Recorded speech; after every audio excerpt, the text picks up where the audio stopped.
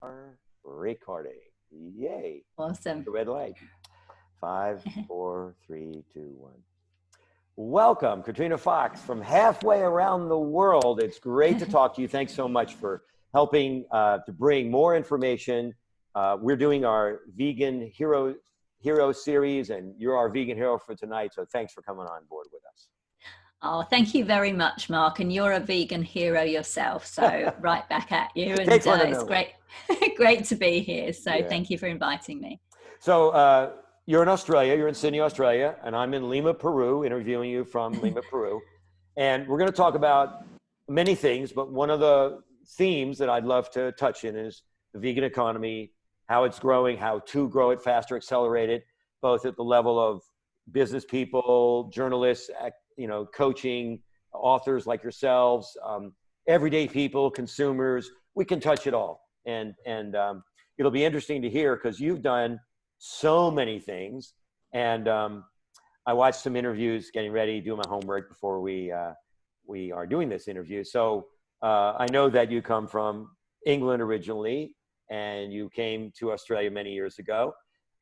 Maybe you could talk a little bit about your upbringing in England and the formative years, and that was the origin of your change in diet and your consciousness towards animals, and then bring us up to date, and then maybe we'll hit some of the high points in your career, which includes writing for Forbes for a couple of years, business coaching, online platforms for content and PR. I mean, you're doing so much. It's like you're a one-woman assault team for the vegan economy. Thank you, Mark. Well, thank you for that introduction. Look, basically I grew up, I'm from the UK. I grew up in a place just outside of southeast London, which is not very exciting. And I'd always loved animals. So I was adopted. So when I was young, I didn't really feel like I fit in. So I tended to bond with my cat, Kitty, who I absolutely loved. And when I made the connection around about the age of 11, that the beef burger I was eating was once a cow, and wow. the fish fingers were once living fishes, and the chicken that we ate on Sunday was actually a living bird, I was actually absolutely horrified. So I basically said to my parents, I'm not eating animals anymore. So I grew up in a very working class council flat in, as I say, just outside of southeast London. So that didn't really go down terribly well, with my parents. They were like, you've got to eat, kind of thing. So what would happen on a Sunday is we had our cat Kitty. My mum would still put chicken on my plate each Sunday. And then I would just go through to the lounge. And while she was still in the kitchen, my dad didn't really care too much, but I would literally hand feed Kitty the bits of chicken off my plate. So he'd be happy because he got second help. He had his own helping, and then he got mine. And by the time my mum came in, it had gone. And I think she knew what I was doing. It was like this kind of weird game. I think she knew what I was doing, but nothing was said, kind of thing. But then, like many others, it took much longer time for me to understand or to learn about the cruelties of the dairy industry, because, I thought, oh, okay, well, I'm not going to eat animals. But then, I still wore leather, as I got older, because I thought, oh, well, that's a byproduct. The animal hasn't, died for this. So therefore it's okay. The milk, oh yeah, well, that's okay because happy cow. You know what I mean? I kind of was still taken in on that, even though I was doing animal rights activism from the late 80s onwards. I really didn't make that connection until the mid 90s, about 96, when I was on an anti-vivisection demo on a coach or a bus up to a place called Oxford in the UK, and I happened to be sitting next to a lovely school teacher. When I offered her my a sandwich, Marmite, which is like a kind of a sort of savoury spread and cheese sandwich, she said, oh no, I'm vegan, I don't eat cheese. And I said, oh, it's vegetarian cheese, there's no animal rennet in it. Then she was the one that very kindly and nicely explained, about the dairy industry. And cut a long story short, I sent off for my vegan shopper guide from the Vegan Society in the UK, and I saw all the ways that animal product, parts of animals are used in so many ways I had no idea about, and my jaw dropped. I was absolutely shocked. As a feminist, I've been involved in feminism. I was particularly outraged by the dairy industry, with the mothers, being taken, babies being taken from their mothers, impregnate, all of that. So yeah, from 96. So I think it's later this year will be my 24 years as a vegan, and yeah, one of the best decisions I ever made, apart from meeting my wife Tracy. I should always say that. I know if I say it's the best decision, I'll get an earful. You might be in trouble. So it's one of, That's really nice. Thank you for that summary. So let's rewind a little bit, because I'm imagining there are a lot of people listening that may be in the early stages of their transition. Maybe they're considering it. Maybe they're got to tip their toe in the water, vegan till 6, or maybe vegan during the week and weekends they're not. Who knows? Maybe they're just eating more vegetables at mealtime. And we know that if you don't have the support around you, it's much harder. So one of the most wonderful things that I've been seeing over the last 5 years is there is so much media, particularly famous, celebrities, and a lot of sports people, NFL, NBA, at least in the US where I'm familiar. And so that makes it okay. It makes it trendy, safe. And so a lot of people are coming out about eating less meat, becoming a flexitarian to reduce their meat, maybe even try being vegan for a month of January, the Veganuary program. It's safer. And when you know people, it's much easier. So, but back when you started, first of all, you were in a family and nobody understood that. And you probably were surrounded by people that didn't understand it. What I know about Southeast London suburbs is that meat's pretty prevalent, right? Yeah, sorry, Mark, you just cut out then. Your voice went into a Dalek. So I don't know if you want to just repeat that question. Yeah, I was just asking, what was it like for you in your transition from being I'm going to do it, and I don't know anybody that's doing it, but I'm going to do it because I want to do it. And then the people around you don't support you, and that's a youngster. And then you're growing up and you're going into your career, you're finishing your schooling, and then you get this, you're very active. Now you're surrounding yourself with people, but they're activists. So when you go back to the mainstream, there's no support, there's no understanding. And today it's finally different, I think. I was just, thank God, Yeah, absolutely. Sorry, I don't know if that just popped up on my screen. I'm just going to shut the email. And sorry, Andre's going to have to do a little bit of editing here. I'll just shut that in case it popped up. Yeah, look, it's true. I mean, certainly when I went vegetarian at the age of 11, yes, I was very young. So, between the ages, I guess, of 11 and 18 until I reached adulthood, it was quite challenging because obviously I was, being fed food. But as I got a little bit older, I did notice that my mum started to buy things like cheese pancakes, which were not healthy. The whole concept of whole food, plant-based, that was, I hadn't even, so this was she was buying, but instead of buying, a packet of beef burgers, she would buy a packet of cheese pancakes, which I'd then have with my mashed potatoes and my peas and my gravy. So there was, I guess, some kind of a little bit of concession there to some degree. I didn't know the word vegetarian, and I certainly wasn't an active. I love seeing young people now who are so active at school. Right. I did take the school guinea pigs home, and look after them, that kind of thing. But I wasn't active, I wasn't broadcasting, I'm not eating animals because it's cruel kind of thing. I just kind of did it very quietly, so if I had a school lunch, I would just have some fries, or something. Do you know what I mean? Again, not really healthy. But I certainly wasn't broadcasting it. Certainly by the time, once I got into college, that was like my early 20s, then I kind of got more into social justice in general. So I became, part of the feminism movement, LGBTIQ rights, and that, of course, then led more into animal rights activism. But again, it took, a good few years to even being involved in animal rights to actually get the vegan memo. In 1996. And of course, yes, when I did, yes, it was tricky because there was no social media. The internet wasn't really around properly then.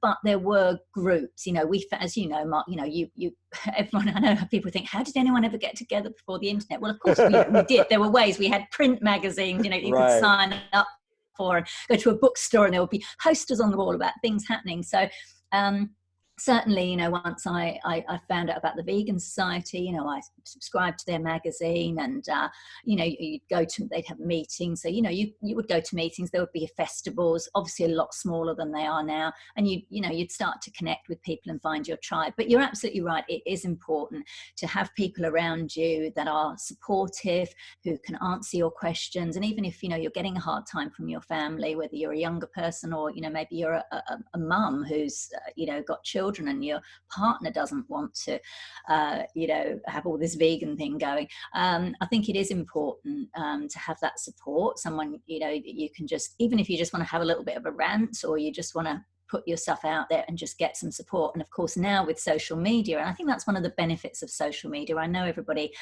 can be a bit antisocial about social media at the moment, but I think there are some positives. And certainly, I mean, I love seeing, there's so many groups, for vegans, right, and for people who are eating plant-based, by location, by gender, or whatever, they can niche right down. They can be very broad, or you can join something that's a bit more niche, and I think that's really fantastic. There's so much information. There's Veganuary, as you mentioned. You can sign up and get things sent to you, so you can feel like you're part of something.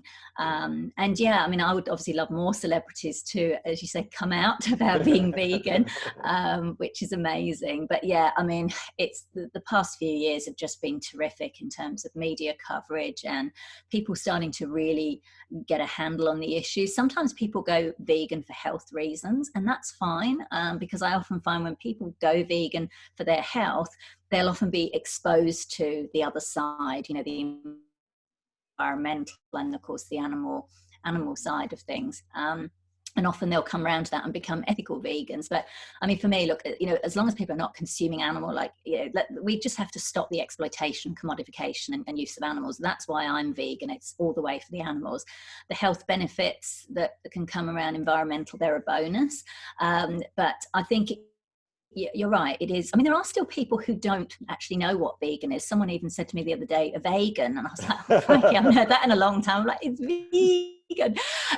But, and certainly metropolitan areas, I think we need to see more of it spreading to more of the rural, the suburbs. I think it's still, but that's starting to happen. We're now starting to see vegan eateries and places that are opening up, not just in our, central cities where you would expect them.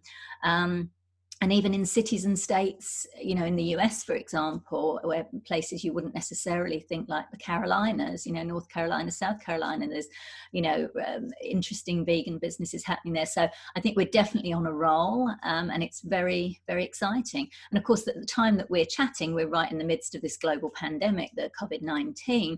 And I think people are more interested in their health as well. So I think this is actually a good time for people to be, pushing the fact, yes, we need to eat more fruit and veg, but hey, if you do want to have a steak or chicken or beef, look at these terrific plant-based options that don't just taste like cardboard, which some of the veg, yeah, exactly. So it's a very exciting time for sure. Yeah, it is. Made me think of so many points in history as you were talking. One is the mad cow disease in your home country. Yeah. I'm imagining that was a small version of what we're all going through right now. And the question for most people at that time probably was, should I even eat meat? Should I go back to meat? Should I switch to white meat like chicken and pork and stay away from beef? So I think, do you think that was, I'm curious, do you think that was part of the reason that UK is so pro-vegan and so ahead of the curve on veganism right now? I'm not so sure. I mean, it's an interesting one. I remember the mad cow. I was still living in the UK, but so I remember when that came about, and there was a lot of fear. We also had an egg scandal as well, and I think what happened is, and I actually interviewed Chrissy Hind from the Pretenders band, and she said something similar. She said, "Look, what happens is people will stop eating it, or lots of people will reduce eating that kind of thing because of the fear, because it's a selfish thing. They don't want to get sick." They'll do that for a little while, but we have such short memories. And then, so when it kind of goes away, and this is what's so frustrating, when it goes away, people then start to kind of drift back, which is why I think now is such a good opportunity to, whilst people are in that fear state and they want to do the best for their health, is to show them these plant-based meat analogs. And I know the whole food plant-based people won't like me saying this, whatever, but that's, I don't really care. But basically, I think sometimes it can be tricky to get someone to go who's a big meat eater, likes their steak and their burgers and their, southern fried chicken, whatever, to then say, right, here's, whole food, plant-based, vegetables with no oil and no this, no that, and other. It's a big transition. And they're just going to go, yeah. So I think you can say to them, right, okay, instead of having your meat-based steak, try this one, try this Vivera or whatever, or try this, tofurkey, all of these, impossible foods, Beyond Meat, try these meat analogs that are really realistic. And then they kind of go, oh, I haven't got to give my favorite foods up. Still have a pizza with your vegan cheese on it. Is it the healthiest thing in the world? Probably not, but it's far less cruel to animals. It's generally speaking, it's better. It's going to be better for your health, and it's better for the environment. So it's got those. So I think now is why it is a good time to get as many people onto these plant-based alternatives, particularly the plant-based meats, chickens, or fish, plant-based seafoods as possible. Because then they get used to them. And then when we do eventually come out of this and we don't know when or how that's going to look, what the new normal is going to look like, then they will, hopefully there'll be less recidivism, going back to that, because they've already got a nice, tasty, healthier alternative. So, I think that's a really good point. I've heard from several leaders in the personal growth movement that 30 days, 21 to 30 days is how long it takes to make a new habit. And if people eat more and more natural foods or whole foods and less processed foods or less and less heavy animal product foods, maybe their taste buds will change and their preferences will stay at that level where they went to for safety, for convenience of not having to go out so much, whatever the reason is. So you're right. Let's see what happens. One of the things you mentioned is so interesting because so there's a personal transition that many of us are making, which leads, I'm thinking, another generation of people to go into business, vegan business. And so the question is, the bigger vegan economy is fed from two sides, supply and demand. So as there are more and more entrepreneurs providing these solutions, these vegan products and services, and at the same time, there's more and more people saying, I'm going to try it. It's available. I saw it online, or I saw it at that store, or that Whole Foods opened up around the corner so I can get it. So there's two sides to the market, and both of them are progressing pretty nicely. And so let's talk about the vegan economy, and let's talk about how individuals become awake. They have their own wake-up call, whatever it is. Could be health, could be environment, could be animals. And then they become of age, and they decide, what's my career path? And I've met some young millennials who are now on the vegan business path. And I think Beyond Meat proved that you can have the biggest outcome and it'd be 100% vegan, and it's going to be a winner and a leader in the Wall Street performance area. So that gives great credibility, and your best and your brightest graduating from Harvard, Stanford, Wharton are possibly drawn to even go right into the vegan world, not wait till they made their first 50 million and now they can step back and do a love and a passion business. But they can start out from the get-go building their career path on the vegan bandwagon. Yeah, for sure. I mean, certainly what we're seeing at the moment is people are not, there's a big market, and it's been termed the flexitarian market. So these are people who are not yet ready to go 100% vegan, but they want to reduce their animal product intake, and they're curious. So they're kind of plant curious. They want to try these new foods, and I think they're the bigger market than just people who identify as vegan. Certainly, the number of vegans, as you mentioned, in the UK, my original home country, is on the increase. But I think that bigger market is the flexitarians, and then also on top of that you've got the allergy markets. So I know that some of the vegan chocolate brands, for example, they've got a bigger market in the allergen market than they have just in the vegan market. But having said that, yes, the numbers are still coming up, but that's why it's important that you've got to make the products appeal to everybody.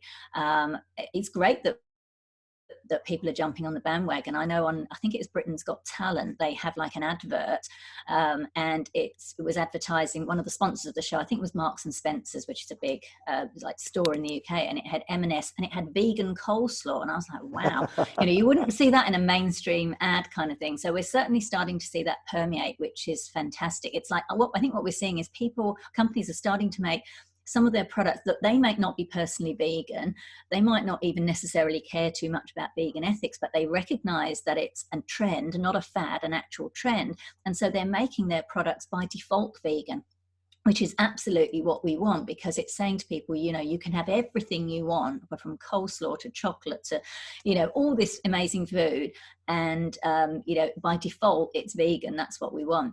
In terms of career paths and businesses, yeah, absolutely. I mean, I get contacted quite a lot by people who have said, look, I've been working in the corporate field for a long time. I really want to put my skills now to something that I'm passionate about, to a purpose-driven business. So we're seeing quite a lot of that. There's now a vegan recruitment company, that's happened because, companies, like you say, like Beyond Meat. And it's interesting because companies like Beyond Meat and some of these others, they're not only looking for people who are already vegan. What they're doing is they're getting people to work with them, at senior positions, who have held senior positions in companies like PepsiCo and, all these really big companies, because again, they're wanting to shift away from those companies, and they're bringing all those skills and expertise and contacts, etc., to vegan businesses, which I think is wonderful.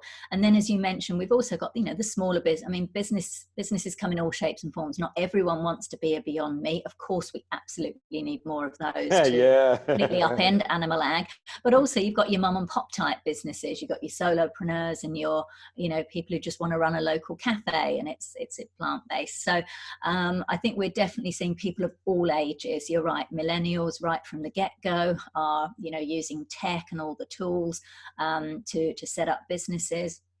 And also we're seeing, as I say, older people who have had, robust careers in whatever fields they're in, saying, okay, I've got these skills, I've got this knowledge, I really want to do something that I'm passionate about.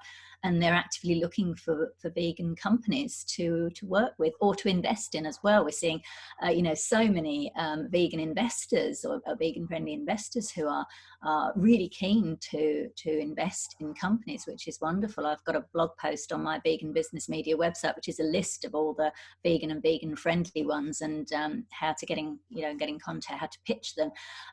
So it's very, very exciting, the vegan economy. We're seeing, as you know, Mark, massive increases in the sales of plant-based meat. Plant-based dairy is now really taking off. Yes, compared to the multi-trillion-dollar industries of the animal ag, we've still got a long way to go. But if you look at, we're only a few years in with this, and I think Beyond Meat, you're right. I think it's been a real game changer, because it's just shown that this is now possible in a way that it never was before. You've got meat companies like Tyson, rocking up to the Plant-Based World Expo and saying, look, we want to work with vegan companies. That's unprecedented. Before, we were just a little blip on there, not even of interest. But now, they're either going completely against us and saying, right, you can't call your plant-based sausage a sausage and all that kind of thing. Right. Or the smart ones are going, okay, this isn't going anywhere. Instead of calling ourselves a meat company like Tyson, let's call ourselves a protein company. And if that means it becomes all plant-based or cell-based, whatever, then so be it. So it's absolutely fascinating times. Yeah. You mentioned Tyson's, and it was so interesting that they were an early investor in Beyond Meat, and they exited, and then they came out with their own plant-based meat. Yeah. So, learn from the best and then compete with them or imitate them. Yeah, exactly. Look, if they're producing, the vegan meat's great. And obviously as well, they also need to, I think all those companies that are getting on this. If they're going to do it, that's great. And I think they also need to obviously look at their working conditions and look after their people. And also from a sustainability perspective, I think they need to hit those as well. But yes, I mean, let's absolutely celebrating the fact if they're stopping, producing meat, that is a massive thing that's already going to help people, animals and planet. But yeah, that's what I'm hoping. I know it sounds optimistic, but I kind of think, look, if those companies see that ethics equals profits, then why wouldn't you follow that path? It's like, oh, okay, people want us to be ethical and we'll make more sales from it. Okay, let's be ethical to people, animals and planet. I mean, it seems like a no-brainer, but I had a chat with someone here in Australia actually, which is part of a really big company, and one of the things he said is like, because they sponsored this thing where they invested in some smaller plant-based meat companies, meat and dairy companies. And one of the things he said was, these big companies, we're like a big ship. And for us to turn around, it's really slow. Whereas these entrepreneurs, they're more nimble. They're more the kind of smaller boats. You can whip them around a lot quicker. He said, so we're learning from them. We're looking for them. And, some of the people in those companies do want to create that change. But obviously it's not happening as fast as we as, animal activists and vegans would like. But it's starting to turn, I think, which I think is great.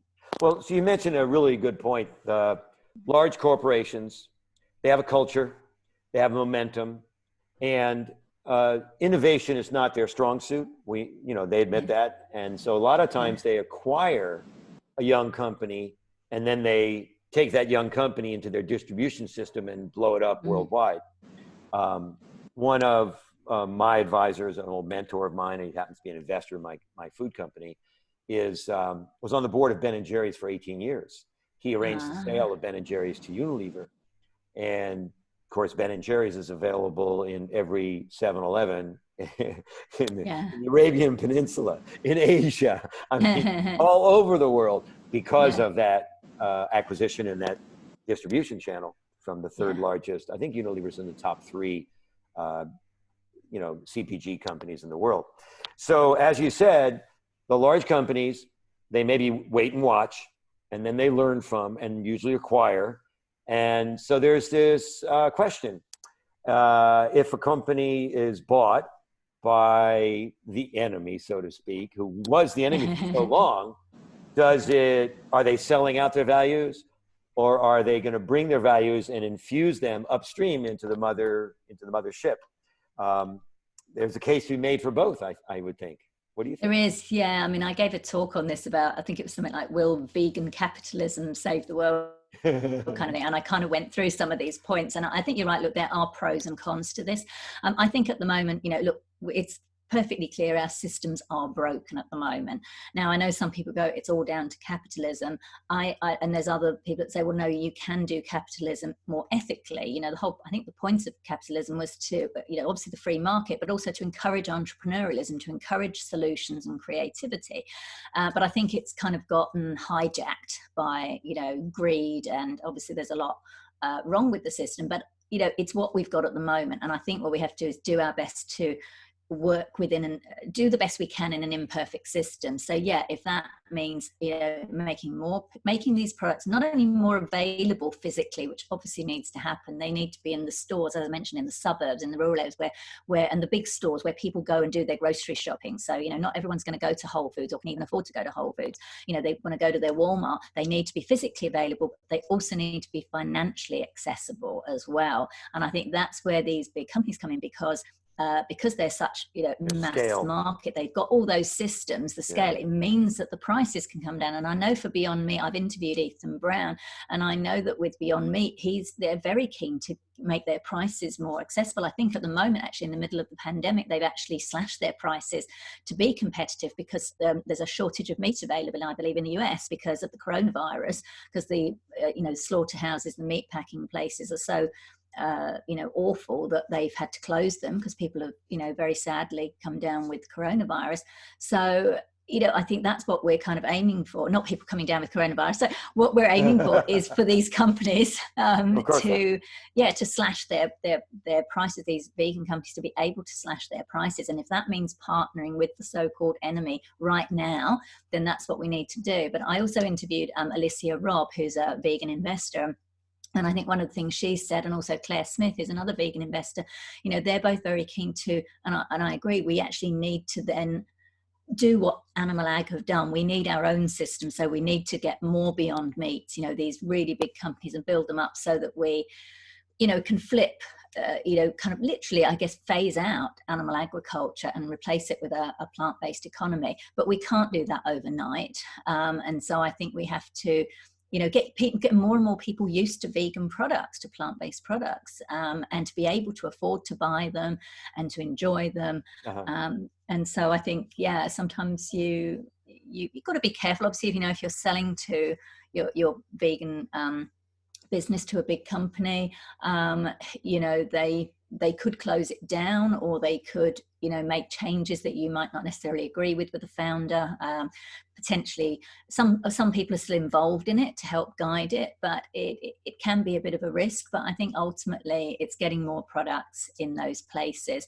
And one of the arguments is, well, and I touched on this in the talk I gave, is if that happens, then if the sales of the plant-based meat, say, for example, is gone up for this company that's bought out the vegan business, won't they use those profits to prop up their animal products? And there is, of course, there's a risk of that, but logically, and every major business, people, companies, they want to make money. So if they're seeing that sales of the plant-based meats are going up and the animal products are going down, why would any smart business person say, oh, well, let's keep plowing it into the animal product? You're going to go, no, let's put more money into the plant-based products. So it's uncharted territory, as I say, for vegans, for animal activists. We've never been in this situation before, where these companies have wanted to say, well, okay, all right, we'll, you know, we know you're good at doing lentil, you know, these kind of patties, but, you know, let's partner together. So it's ethically, can be ethically challenging, but I think we have to make the best of it to really kind of spread the message and get vegan products as accessible as possible. Yeah, I'm in your camp. You know, I've been vegan a long time, and I think you might know I worked in the finance industry, so I had to kind of keep my vegan diet quiet, because on Wall Street that doesn't play. If I'm at a business lunch or a business dinner, particularly dinner, and I have to question the waiter, what's in the soup? Is there chicken stock? Is there beef stock? Is there chunks of meat? Or I have to ask them, is there mayonnaise, in the chicken salad, or any other salad I'm trying to get, like coleslaw? This whole subject will take over the table, and then the vegan at the table will be the problem, and no deal will get done. So for a long time, I was a guy who, if I was at a business meeting or business lunch and people asked me why I wasn't eating, my standard answer was, oh, I've got a training run later this evening. I've got to do I'm training for marathons. So I got to get my miles in. So I got to eat light. And that was my standard out during, Yeah, nice. Well done. That was very creative and clever. The 80s and 90s. With that. Vegan was enemy. Oh my God. They were anti-corporate. That's what everybody thought. And so it's wonderful for me as a businessman and in capitalism. I raised a lot of money for companies. Sometimes they were, according to my values, like windmills and solar energy and affordable housing bonds and municipal bonds for developing roads and schools.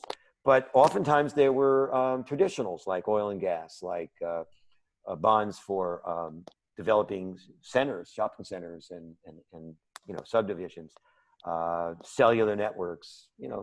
So I've done it all. And when I could, I tried to raise money for deals that were more aligned with my values, my personal values. But you just cut out then, Mark. Oh yeah, I'm sorry. I'm in prime time. This is the evening here, and so this is probably why I'm having internet break. I apologize. Okay.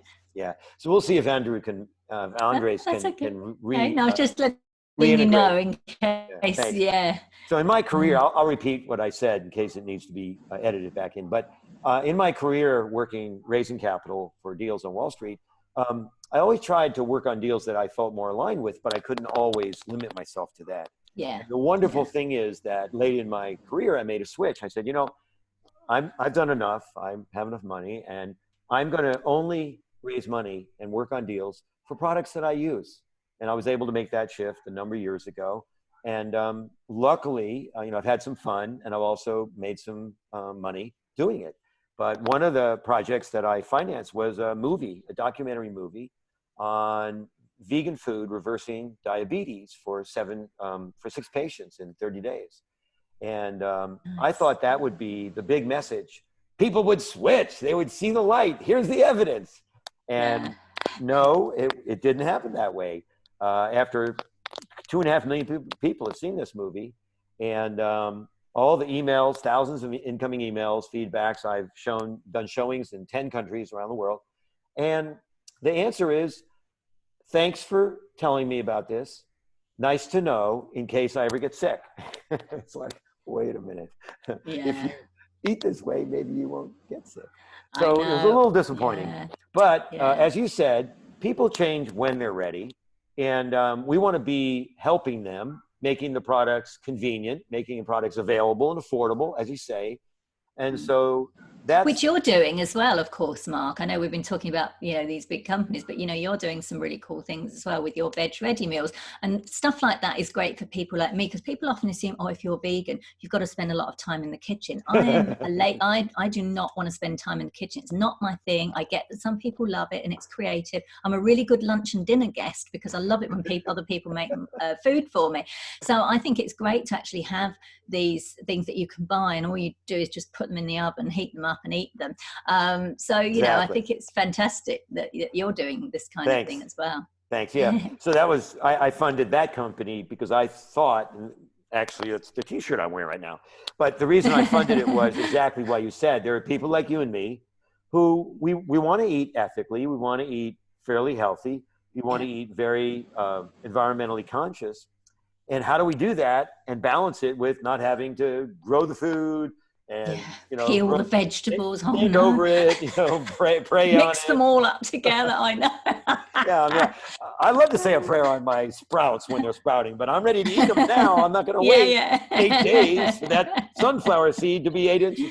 So there's a blend, different things for different people to help them and meet them where they are. You kind of said that at the beginning of the interview. Meet them where they are. I like that. So let's transition a little bit of our conversation now to the bigger, massive vegan economy. And I want to ask you a question that's been on my mind for years. As I said, I worked in capital formation, and there was only one economy. There was the economy that you make money.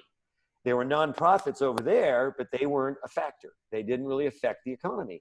And what about companies that are ethically driven, partnering with nonprofits who have such influence today with social media?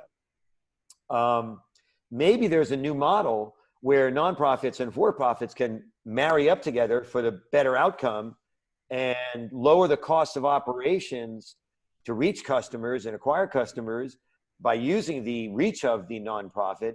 And that might balance out the slightly higher cost of these high quality products and these ethically sourced fair trade products that you talked about. Yeah, I mean, we're certainly seeing some strong partnerships between the non-profit sector and the for-profit sector. I mean, I think Peter, which we were talking about before we started recording for the interview, Mark, you and I met in person last year at Ingrid Newkirk's 70th birthday party. And, they have I think a business friends scheme or something where, obviously they've got, hundreds of thousands, if not more followers and members. And, to be able to collaborate with for-profit companies under that scheme, is great for, whether it's a new business or even an existing business, to get them in front of those people that may want to buy their products. So I was going to supplement what you're saying. Sorry to interrupt. Just that I'm hoping, and this is, Mark's idea. Let's hope it comes past, that there'll be this parallel economy that will grow and grow and grow because it is right. It's on the right side of history. It has ethics. And the nonprofits can help it educationally. And the for-profits can bring the products and services. And this can become literally such a big force in the economy that slowly it becomes larger and replaces.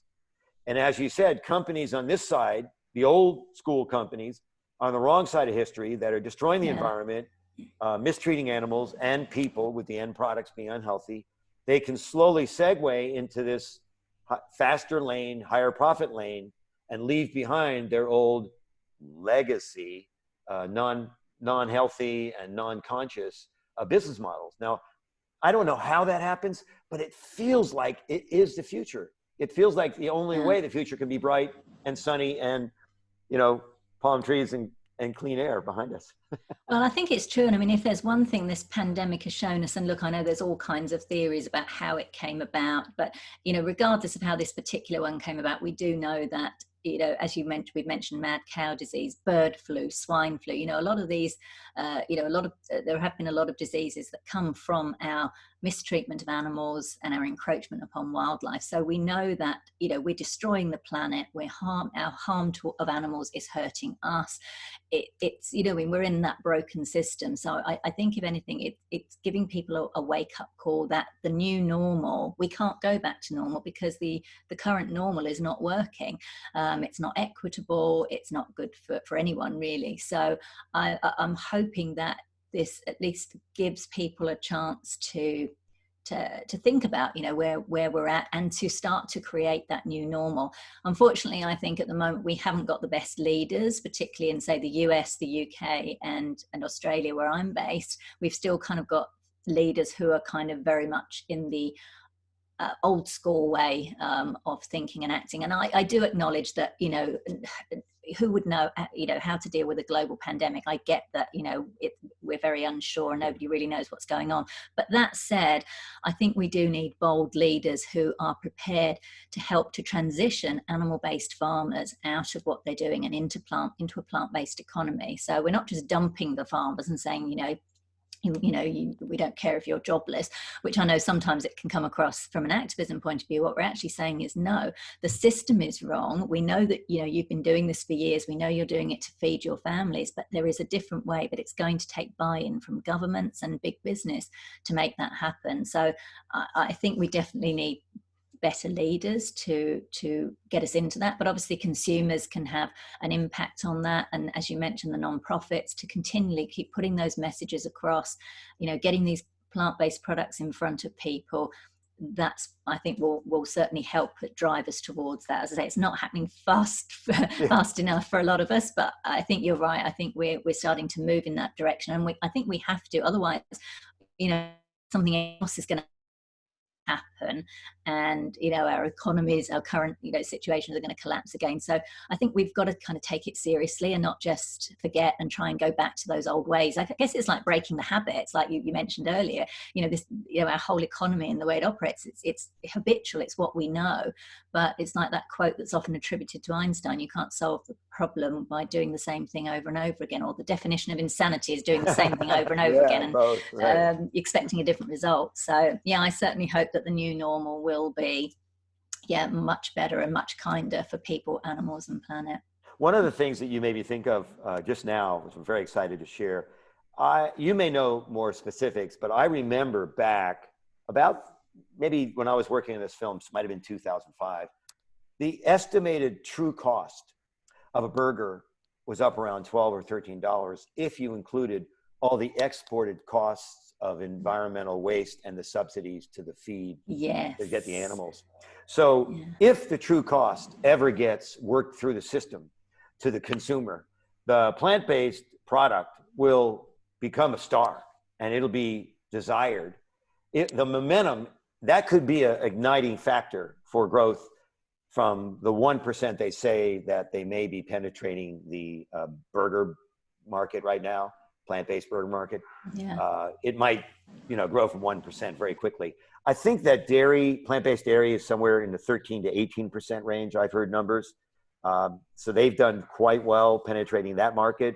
And I hear in the US that plant-based dairy is making such a dent that dairy milk, real milk, factories, farms are closing, and the dairy are closing, going bankrupt. Not that I wish that on them, but I think that's a consequence of being subsidized for so long, being out of economic viability for so long. And then it just takes some changes in the economies, either the public's awareness about the food and or the environment and many, a few other factors, and people are moving away from dairy consumption. And so we're seeing some of the changes in the marketplace. Now, what I'm hoping, and you kind of alluded to this earlier, so I want to get your opinion. Does the current economy slowly change, or is there revolution? Is there evolution or revolution? Does it happen because somebody wakes up with a conscience one day and he runs his company or she runs her company and they make a right-hand turn? Or is it more subtle than that? Is it because they bought 5 plant-based companies that are contributing 38% of the profit to the bottom line out of 300 companies? You know what I'm saying? I mean, how do you think it happens? I think both. I think just as people go vegan or plant-based at different times when they're ready. For some people like me, as soon as I found out about the dairy industry and about veganism, I'm like, I'm pretty much, that's it. You know, I'm in. Whereas for other people, they need to have that change. And I think that mirrors how it's all about human behavior at the end of the day, I think. And I think we need to get better at knowing why people do what they do and how to encourage people to shift. But I think it's going to be both. You know, I think we are seeing companies, there are executives who are waking up and thinking, what's my life been all about? What am I doing? There are also, what I think is interesting, and you touched on the millennials, there are, I think it was the head of, I think it was Netflix, maybe don't quote me, I think it was Netflix and another company, they've got millennial daughters who've gone vegan. And now these guys who wouldn't have even, you know, been interested in it, can't really avoid it because their daughters are saying, hey, look at this. And they're kind of going, oh, this could be interesting. Maybe we should get in on this. So I think we've had a bit of a momentum over the past few years, which I think has been exciting, with the Beyond Meat, with these, you know, big meat companies like Tyson, etc., getting involved in this. So I think we've got that momentum going, and I think we have to keep it going. And I think that's going to keep going both from activists and consumers, you know, social media, mainstream media, you know, continuing to put it out there, the benefits of you know, this way of living. More and more business people, you know, like yourself, former Wall Street guy, fantastic, you know, all these amazing investors, like really like high wealth, robust investors who have been beavering away like you in the background, just kind of quietly, who are now able to just come out and say, you know, it's wonderful. So I think we absolutely need, because they're very connected. Yeah. You froze. My video froze. Your video froze. Let's see.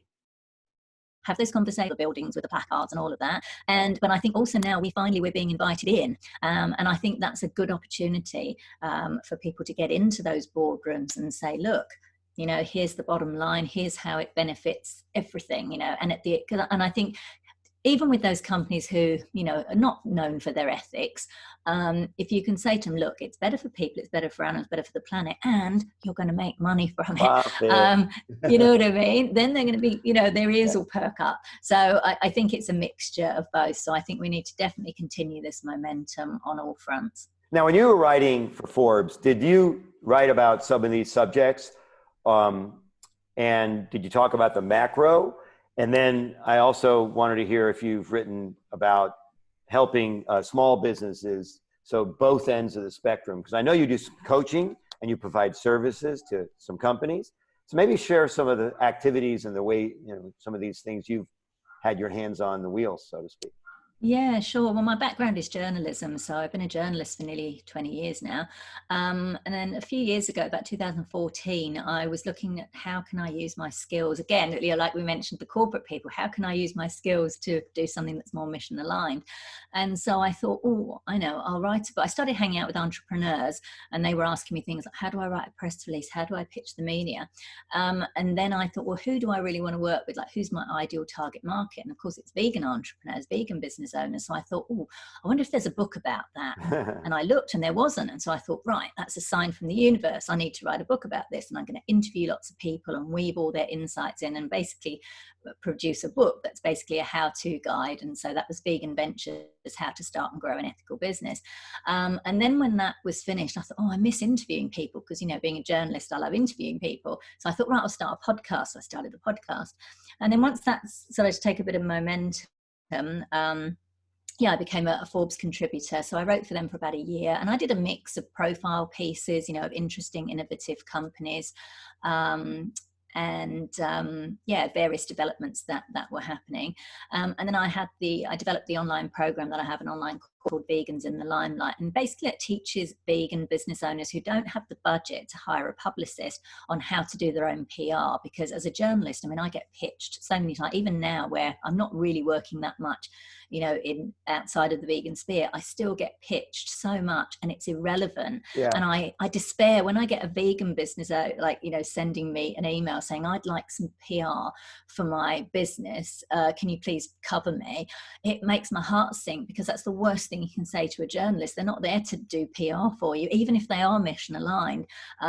So, you know, I basically thought, right, well, I want to just try and help them to be able to, you know, how to write a decent media release, how to pitch journalists, do's and don'ts. So that's why I created that program. And yeah, I do one-on-one coaching and consultations as well. And then I recently have also launched the Plant Powered Women's Network, which is a global ethical leadership community for vegan women. That's launching officially in June. We're doing a pre-launch at the moment, because as I mentioned, I think we need stronger leaders. And I just really want to help kind of, and I'm not being, you know, exclusive. It's just that I do feel that when women come together, it can be really good, and it's just a slightly different energy. So I just wanted to do something to create a network where, you know, vegan women can help to become more leaders in whatever field that they're in, whether that's in non-profits, corporate, or running their own business. You're going to have to help me find someone to come into the vegan company that I've started, because I'm looking to step out. I'm an old guy. I want young people running it. We created a millennial digital nomad company. And so we need some feminine energy, some women, you know, bringing in energy in. So when you find the right person, please send them our way. Okay. But I'm going to ask another question. This is a little bit off topic. Maybe it's a little bit light and hearty. But just to the southeast of you, you've got a country with the youngest world leader, a woman. Yeah. And they beat the virus before any other country did. Smaller, lower cost, lower death rate. They seem to have done some things right.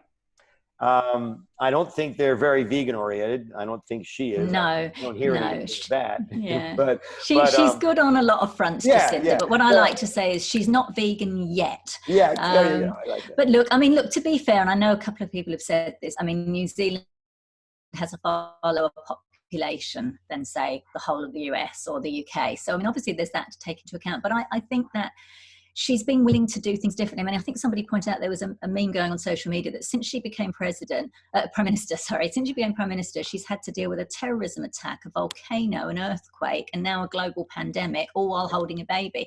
So right. I think definitely give her props for her leadership skills. I think in many ways are pretty good. I mean, you know, to sit down in front of do a Facebook Live in a tracksuit, you know, just as I'm just as regular, and chatting to the people every day. I mean, do you know what I mean? You couldn't imagine any of our other one, like, whereas Boris Johnson in the UK wouldn't even take questions from the media in a press conference. So, you know, I think the style of leadership is certainly different. Now, is that because she's female? Not, maybe not, who knows? But I think we need more leaders like that. But I mean, as I say, I know New Zealand has got a lower population, so there's many factors involved. But I think in general, she has shown a different way and a different style of leadership that a lot of people are finding appealing. And I think, as I mentioned, we certainly need a change in the way that you know, that certain countries are being led at the moment to take us into. And I say with Jacinta, I mean,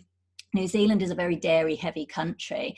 So, you know, she's obviously got to be a little bit careful initially, but I'm hoping that she will get it and that she will be bold and brave enough to start that conversation and start that shift. I think that will be really interesting. You sort of mentioned earlier that you can't expect dairy farmers or any meat companies, for instance, to go out of business just because we think they're doing the wrong thing.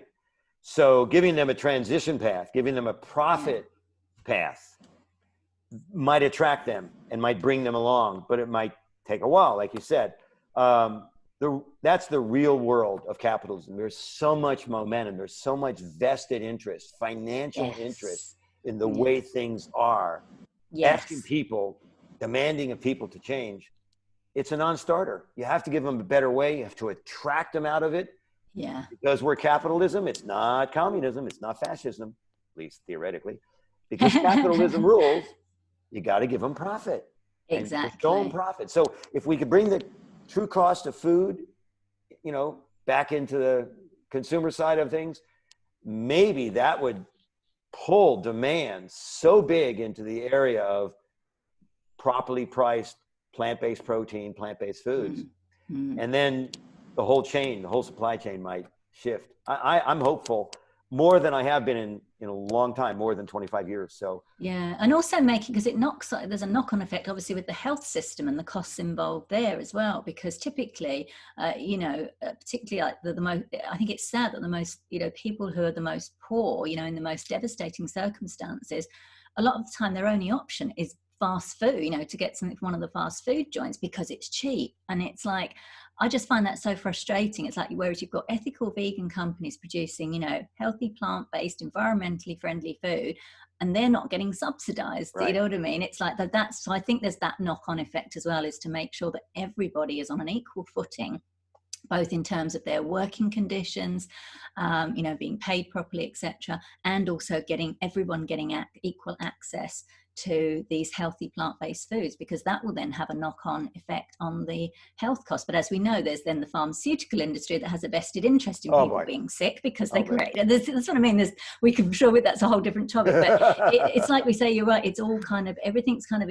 all in, and I guess we've got to chip away. I mean, it's tempting for us to want to go in and kind of, smash the whole thing up, kind of thing. You often see activism like smash the patriarchy and smash capitalism, and I get it. I get the sentiment. These systems have been going like this for years, and it's frustrating. We're in 2020, but we've got to keep chipping away, as you say, to show a better way to help transition people out. I think Mercy for Animals are doing something. They've got a project called Transformation. So I love that. I found out about that recently. I love that there's these initiatives that are starting to happen, which are essential. So yeah, I'm with you. I know it's, the fact we're saying this in the middle of a global pandemic, and I certainly acknowledge my privilege to be able to say that, but I am with you in that I'm hopeful that we're moving in the right direction. I really hope so. Reminding us, many of us are privileged, and I feel privileged as well.